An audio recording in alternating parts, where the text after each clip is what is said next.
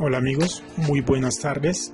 Hoy quiero mostrarles cómo buscar un dato, un nombre, una fecha en un documento en Excel, en una base de datos en Excel.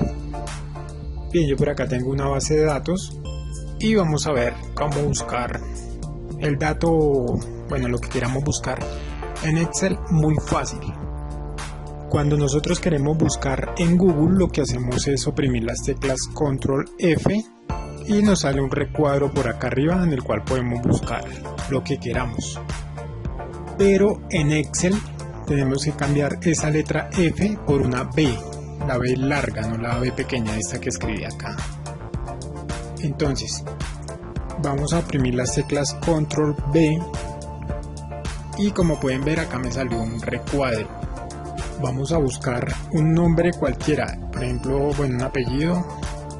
Victoria, vamos a colocar Victoria. Vamos a minimizar eso. Creo que les aparece así. Entonces colocamos Victoria y damos como quieran. Buscar siguiente es para ir buscando uno por uno. O buscar todos, les va a mostrar un listado en este lado. Vamos a dar clic en buscar todos.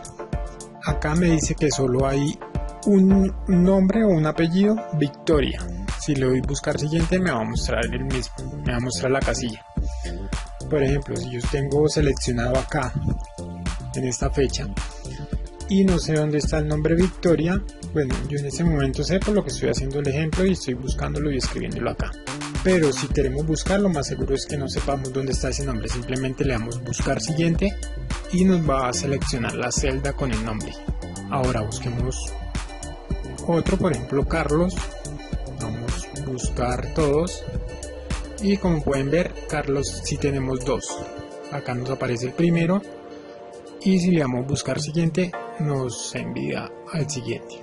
Bien, con este buscador podemos buscar todo lo que tengamos en este documento en Excel.